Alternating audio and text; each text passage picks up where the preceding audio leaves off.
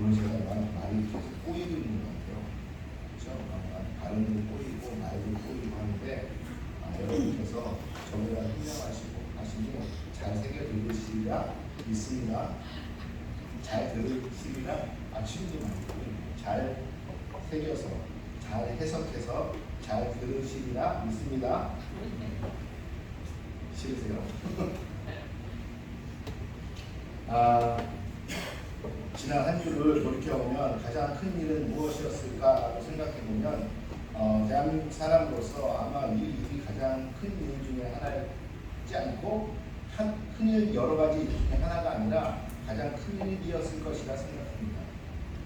지난 4월 4일에 있었던 대통령 탄핵 선고, 헌법재판소에서 내려진 이 대통령 탄핵 선고는 아마 우리에게 또한 대한민국 사람에게 남녀노소, 여야 또한 좌우를 막론하고 그것은 가장 큰 일 중에 하나였을 것입니다. 어떤 사람들은 그 헌법재판소의 판결에 대해서 동감하는 사람도 있을 것이고 어떤 사람들은 그 판결에 대해서 공감하거나 동감하지 못하는 사람도 분명히 있을 것입니다. 지금 제가 얘기하려고 하는 것은 그 헌법재판소의 판결에 동감합니까? 저는 동감합니다. 그것이 잘못되었습니다. 잘못되지 않았습니다. 이러한 잘잘못을 이야기하려고 하는 것은 아닙니다. 제가 이야기하고 싶은 것은 다른 것이 아니라 항상 무슨 일이 일어나면 그 일이 끝나고 그 후가 중요하다는 것입니다. 그 후가 문제라는 것입니다. 우리가 잘 아는 것처럼 대한민국이 일제 치하에 있다가 해방이 되었을 때 그 해방이 되고 해방의 기쁨이 우리에게 감격이 컸지만 그것보다 더 중요한 것은 그 후가 더 큰 문제였습니다. 우리가 6.25를 겪고 또한 근대로 넘어오면서 수많은 일들을 우리가 겪었지만 그 수많은 일들을 겪고 나서 그것을 이기고 우리가 버티고 견뎌왔지만 항상 문제가 되는 것은 무엇이냐? 그 후가 문제였습니다. 그 후에 그것을 어떻게 치유하느냐? 그 후에 어떻게 하나가 되느냐? 그 후에 그것을 통하여 우리가 배운 것을 어떻게 적용하느냐? 라는 것이 가장 큰 문제예요. 해방이 되었고 그 해방이 되었을 때에 깨끗하게 모든 우리가 일제 치하에 있었던 잔재들을 걷어냈더라면 그때 걷어냈더라면 아마 모든 우리의 근대사는 더욱더 발전된 우리의 근대 역사가 될 수도 있었을 것이다 라고 이야기하는 학자들도 많이 있습니다.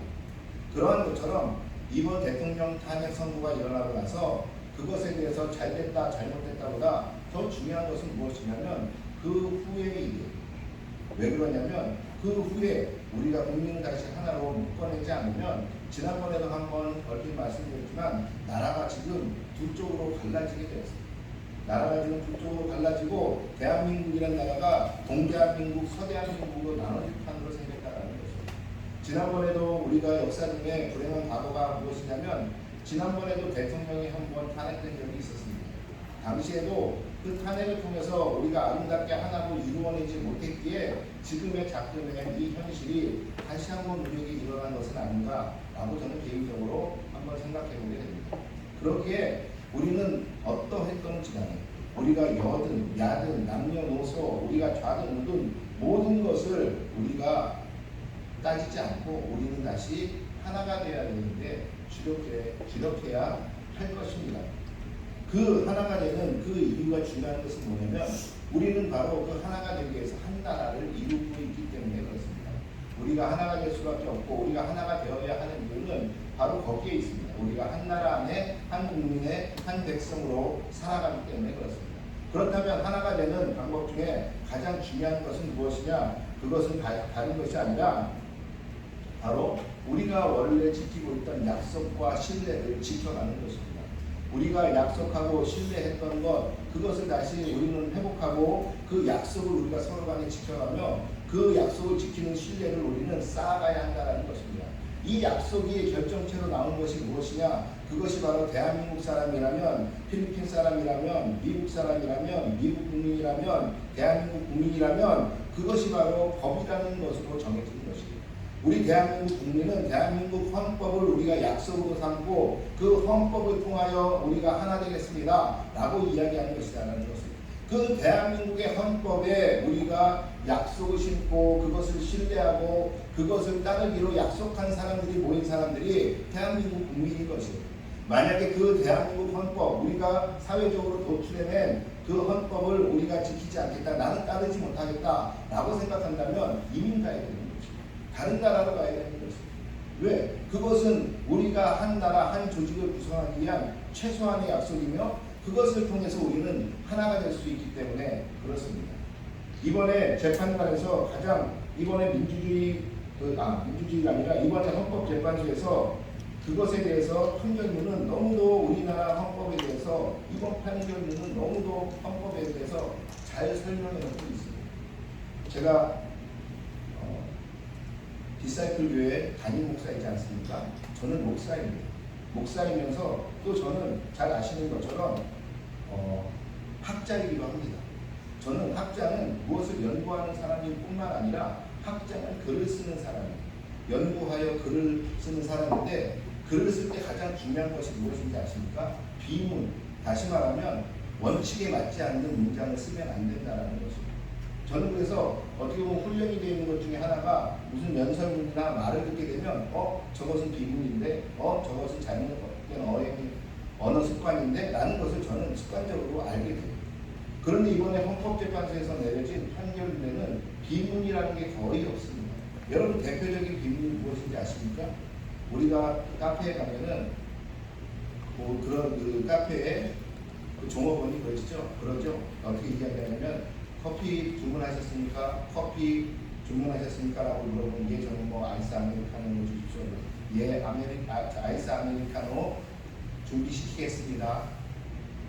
아이스 아메리카노 준비시키겠습니다가 아니라 자신은 원래 아이스 아메리카노를 준비하겠습니다 라고 이야기해야 되는데 우리는 높임말로 한다고 준비시키겠습니다 라고 이야기해요.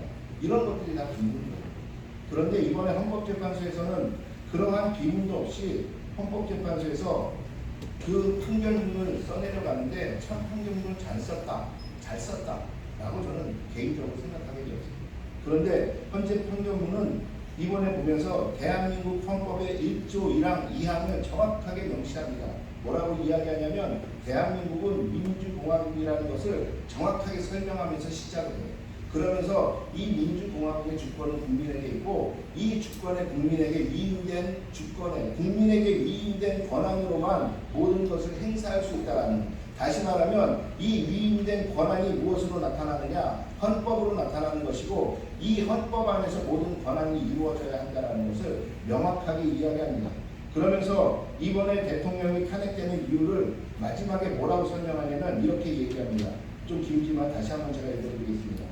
국민 모두의 대통령으로서 자신을 지지하는 국민을 초월하여 사회 공동체를 통합시켜야 할 책무를 대통령은 위반하였습니다.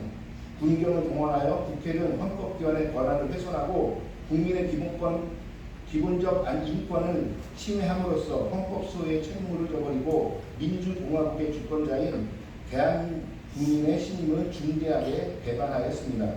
결국 피청구인의 위헌 행위는 국민의 신임을 배반하는 것으로 헌법소의 관점에서 용납할 수 없는 중대한 법 위반 행위에 해당합니다.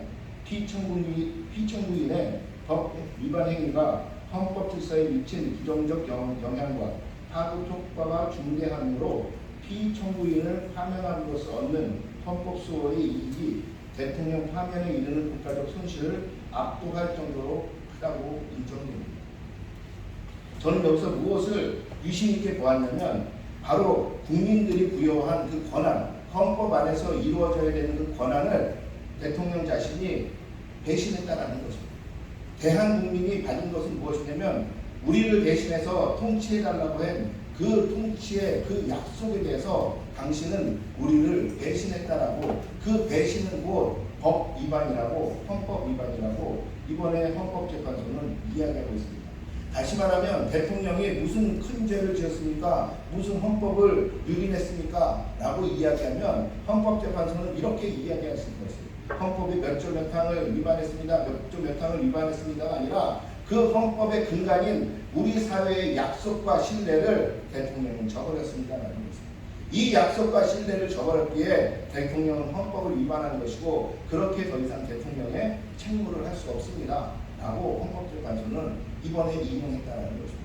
여러분, 이것처럼 대한민국이 살아가는 데 있어, 우리가 사람으로 대한민국 국민으로 살아가는 데 있어 가장 중요한 것은 대한민국에서 만들어 놓은 헌법의 약속과 그것을 신뢰하며 살아가는 마음이 있어야 한다는 것이에요. 바로 이 약속과 신뢰는 사람과 사람이 살아가는데 가장 중요한 가치라고 말할 수 있을 것입니다. 우리가 어떠한 조직을 만들고 가장 작은 가정의 조직이라도 우리에게 중요한 것은 무엇이냐면 바로 이 약속과 신뢰예요. 우리는 가정 안에서도 부모 자식 간에도 이 약속과 신뢰가 깨질 때 우리는 그 부모 자식 간에 그 피로 맺은 혈연의 정도 끊어지는 것을 우리는 볼 수 있습니다. 다시 말하면 부모 자식 간에도 이런지인데 형제 간에도 이런지인데 우리가 만들어가는 조직 가운데 이 약속과 신뢰는 무엇보다도 가장 중요한 것입니다. 그러기에 이 약속과 신뢰를 통해서만이 우리는 조직과 가정을 이끌어갈 수 있는 것이며 우리가 부부관계도 자식관계도 부자관계도 부녀관계도 자식과 부모관계도 모든 부분에서 우리는 바로 이 약속과 신뢰가 이어질 때만이 좋은 가족관계, 좋은 부부관계, 좋은 형제관계, 좋은 관계를 이루어 나갈 수 있다는 것입니다. 이러한 것처럼 이러한 약속과 신뢰는 비단 우리의 인간관계만에서 우리는 이루어지는 것만은 아닙니다. 이 약속과 신뢰는 당연히 우리를 만드신 하나님과 우리 인간에게도 이 약속과 신뢰는 주어져야 하는 것입니다. 오늘 우리가 예배에 나가면서 읽어드린 창세기 1장 26절에서 28절의 말씀은 우리가 잘 아는 것처럼 하나님께서 인간을 창조하시며 그 인간이 하나님의 형상으로 만들어졌고 하나님이 그 인간을 만드실 때 남자와 여자로 만드셨고 그 남자와 여자를 만드신 후에 하나님은 그 인간에게 복을 주시며 생육하고 번성하여 땅에 충만하고 땅을 정복하고 땅을 다스리라 말씀하신 이 부분입니다. 하나님이 인간을 만드신 목적이 정확하게 나타난 이 부분은 무엇이냐면 바로 인간을 만드셔서 하나님은 땅 가운데 복의 근원으로 살게 하기 위해서 인간을 만드신 것이고 하나님은 그러면서 인간을 만드신 후에 그냥 풀어놓으신 것이 아니라 하나님은 인간에게 첫 번째 말씀하신 것이 무엇이냐? 복에 대해서 이야기하신 것입니다. 하나님은 인간에게 복에 대해서 첫 번째로 말씀하시면서 하나님은 그 인간에게 복을 약속해 주셨어요. 하나님이 인간에게 복을 약속해 주시면서 내가 이 복을 너희에게 줄 것이다. 내가 이 복을 너희에게 이루어 줄 것이다 라고 이야기하면서 너희는 이 복을 통하여 생육하고 번성하여 땅에 충만하며 너희는 이 복을 통하여 땅을 다스리며 땅을 정복하며 이 세상 가운데 살아가라고 인간에게 말씀하신다는 것입니다. 다시 말하면 하나님이 우리에게 주신 복, 생육하고 번성하고 땅에 충만하게 하는 이 복을 하나님은 우리에게 약속으로 주셨다는 것입니다. 그러면서 이 약속을 너는 나와 동행해 가면 이 약속을 나는 너희에게 이루어 줄 것이다 라는 것입니다. 하나님이 약속을 주셨기에 우리는 그 약속을 신뢰하며 하나님과 동행하는 것이 우리의 의무인 것이에요. 인간의 의무는 무엇이냐? 다른 것이 아니라 하나님의 약속을 믿고 그 약속을 믿으며 하나님과 동행하며 함께 가는 것이에요. 그러나 그 하나님의 약속과 그 신뢰를 깬 것은 하나님이 아니었습니다. 하나님은 그 신실하신 하나님은 계속적으로 그 약속을 이루어 가시기 위해 우리와 동행해 주셨지만 그 동행이 싫다고 그 동행을 깨버린 것은 우리 인간들이었습니다. 우리 인간은 하나님을 신뢰하는 것이 아니라 하나님을 의심했고 하나님과 동행하려고 하기보다는 우리 스스로 가며 하나님을 앞서가기를 원했어요. 하나님과 동등되기를 원했어요. 그래서 그 하나님과의 약속과 신뢰를 저버린 사람은 누구냐? 하나님이 아니라 인간이었습니다. 그 결과는 우리가 잘 아는 것처럼 너무너무 처참했어요. 아름다운 낙원에서 쫓겨나게 되고 인간은 고난 가운데 고통 가운데 살아가게 되며 모든 인간은 하나님과는 더 이상 함께할 수 없는 하나님께서 주시는 그 복을 누릴 수 없는 존재로 갔습니다. 그런데 하나님께서는 우리에게 다시 한번 약속을 통하여 우리를 구원해 주십니다. 무엇이냐면 다른 것이 아니라 예수 그리스도를 통하여 이 예수 그리스도를 너희가 믿는다면 이 예수 그리스도와 너희가 함께한다면 이 예수 그리스도를 통하여 너희가 나에게 돌아온다면 내가 너희와 다시 동행하리라 라는 그 하나님의 약속이 이 하나님의 약속은 지금도 동일하시며 이 하나님의 약속은 지금도 우리에게 어떻게 하면 하나님의 사람으로 어떻게 하면 복의 길을 갈 수 있는지를 이야기하는 방식이라는 것입니다. 여러분, 하나님은 우리에게 복을 주기를 원하세요. 하나님은 우리에게 복을 주기 원해서 하나님은 우리와 동행하기를 원하신다는 것입니다. 그런데 그 하나님은 죄인과는 동행할 수 없어요. 그 하나님은 죄와는 동행할 수 없어요. 그러기에 예수를 통하여 그 보혈을 통하여 예수의 십자가의 피를 통하여 하나님께서는 우리의 피를 우리의 죄를 그 피로 덮으시고 그 다음에 하나님께서는 그 피에 덮인 모든 자를 나는 너희는 거룩하다 나는 너희는 의인이다 라고 여기겠다라고 약속해 주셨다라는 것입니다. 그러기에 하나님은 다시 우리와 동행하실 수 있고 그 동행하시는 하나님께서 우리에게 복을 주시기를 원하신다라는 것입니다. 하나님을 다시 만나는 것, 하나님 앞에 돌아가는 것, 이 자체가 복이라는 것입니다. 하나님과 동행하는 것이 복이고 그 하나님과 동행하면 하나님은 끝내는 우리에게 복된 존재로 만들어가서 우리가 하나님을 고백하게끔 하겠다라는 것이 하나님의 약속이라는 것입니다. 오늘 그 약속을 누구에게 다시 보이시느냐? 하나님은 야곱에게 다시 그 약속을 보이십니다. 우리가 잘 아는 것처럼 아브라함은 복의 근원으로 하나님이 부르셨어요.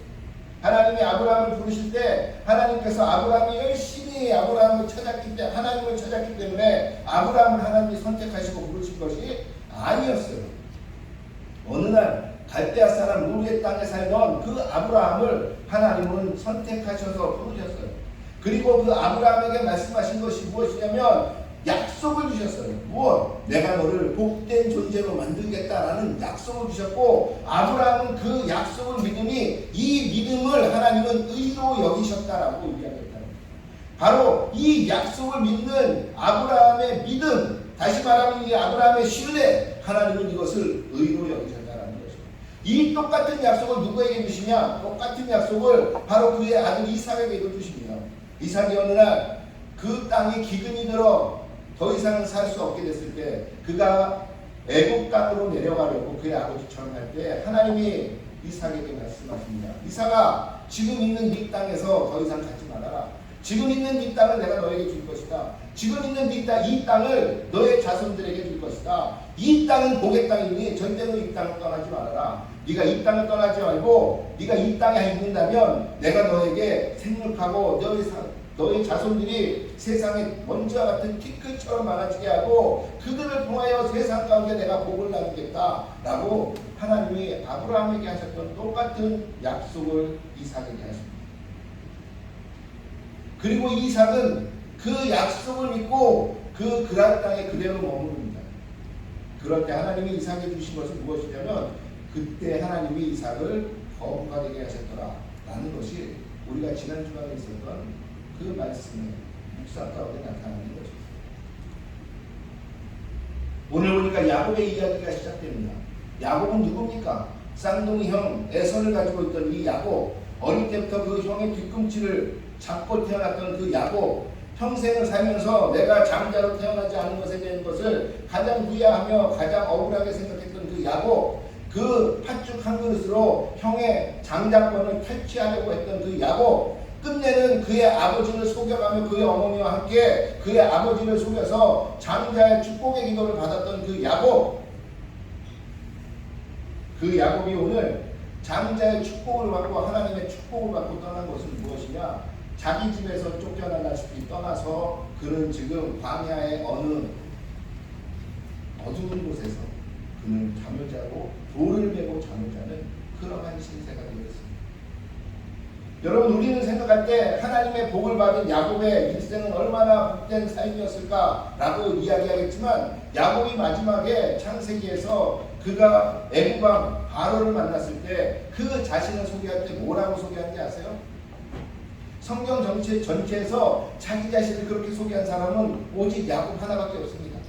바로가 묻습니다. 당신은 누굽니까? 라고 물으니까 그 바로가 무엇이라 이야기하냐면 나는 아브라함과 이삭의 아들로서 나는 지금까지 살아면서 험악한 세월을 아주 험악한 세월을 살아온 사람입니다. 라고 이야기하고 고백합니다. 여러분, 야곱은 그가 그 형의 장자권, 그 축복을 탈취하기 위해서, 축복을 갖기 위해서 온갖 노력을 다했던 사람입니다. 그리고 끝내는 그 아버지에게 장자의 축복의 기도를 들은 사람이 야곱이에요. 그리고 그 축복권이 야곱에게 갔어요. 그런데 우리가 생각하는 그 축복의 삶을 살았느냐? 그렇지 않아요. 야곱의 삶은 성경 전체에서 가장 험악한 삶을 살아온 사람 중에 하나가 바로 야곱의 삶입니다. 야곱은 편안하게 산 적이 없어요. 야곱은 늘 고난 가운데, 고통 가운데 잃어가며, 아니면 조금 좀 편해질까 하면 자식이 죽고, 좀 편해질까 하면 자식을 잃고, 좀 편해질까 하면 자기가 사랑하는 와이프를 잃고, 그의 삶을 그랬어요. 그런 어느 한 곳에 안주하지 못한 삶이에요. 그런데 왜 야곱은 축복의 삶이라고 이야기했어요? 오늘 보니까 야곱이 그의 형의 그 장자의 축복권을 탈취하고선 이제 그 집에서 도망합니다. 그의 삼촌 라반의 집으로 가기 위해서 도망하는데 그는 한 근처 어느 광야에서 누워서 피곤하여 잠을 자게 됩니다.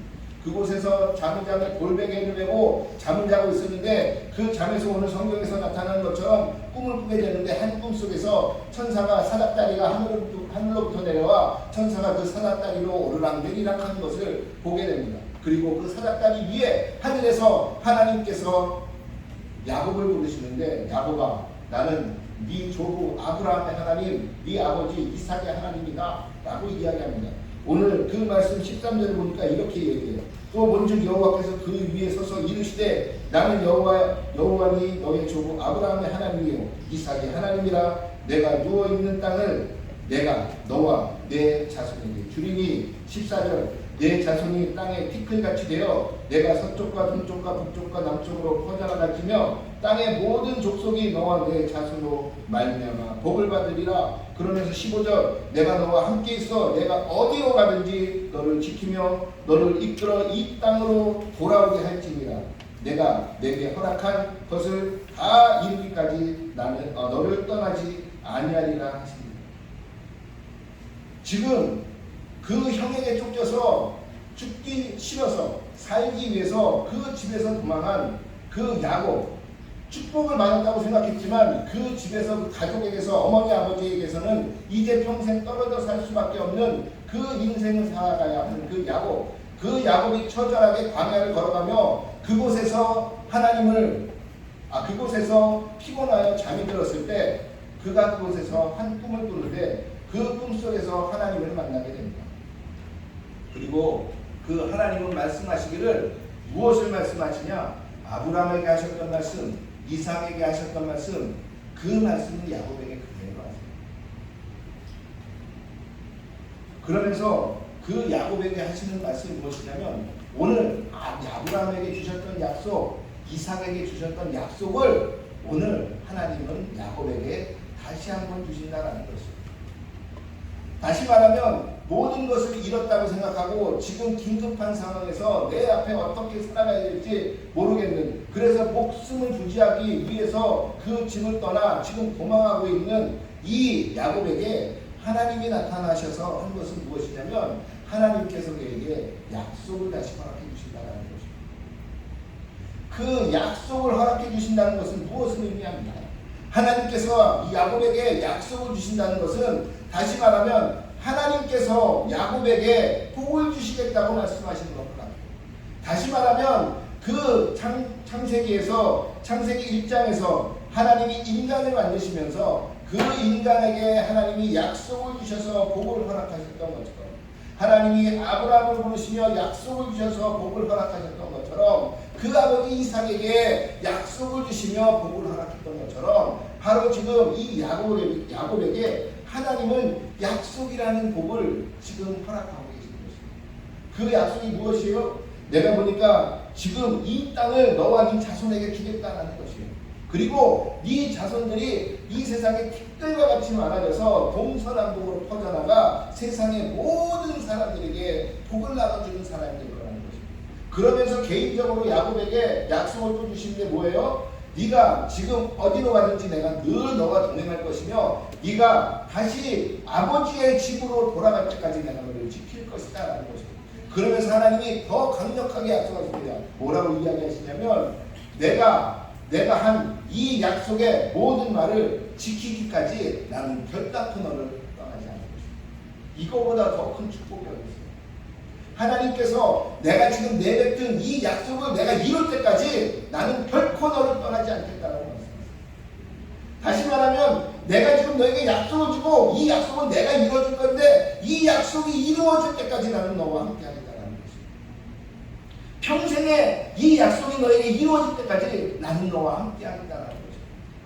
여기서 야곱이 깨달은 것은 그래서 야곱이 일어나서 무엇을 합니까? 자기가 베고 있던 돌 베개를 세워 그곳에 기름을 붓고 그곳에서 하나님을 예배하기 시작합니다. 그러면서 뭐라고 이야기하냐면 이렇게 이야기해요. 17절에 이에 두려워하여 이르되 두렵도다 이곳이요라고 얘기합니다. 여기서 두려워하다라는 이 동사가 히브리어 야레입니다. 야레가 무엇이죠? 우리 여러 번 했잖아요. 히브리어 야레. 하나님을 경외한다 라고 쓸 때 쓰는 용어가 바로 이 야레 동사예요.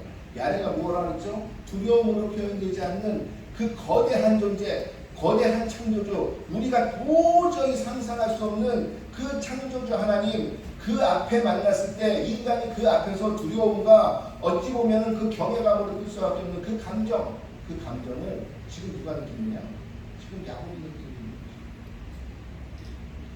거죠. 그러면서 야곱이 한 것은 무엇이냐면 그 하나님께 경외하며 예배드리는 것이었습니다.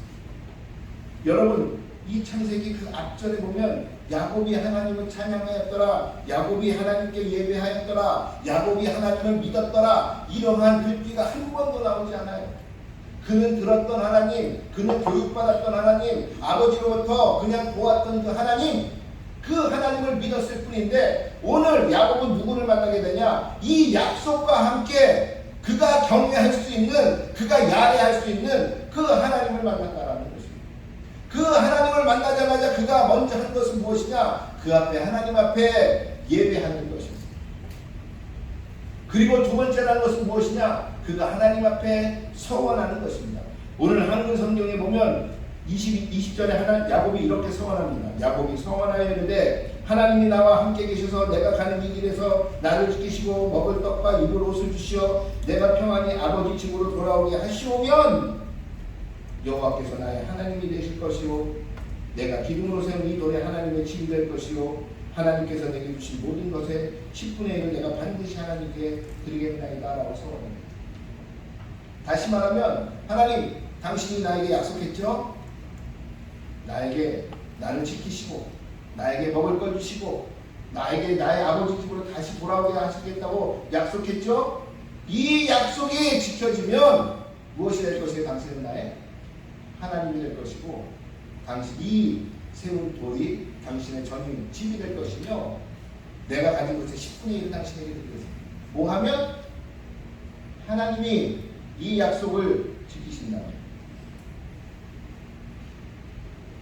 어찌 보면 한글 성경대로 그대로 하면 굉장히 야곱은 믿음이 없는 사람이에요.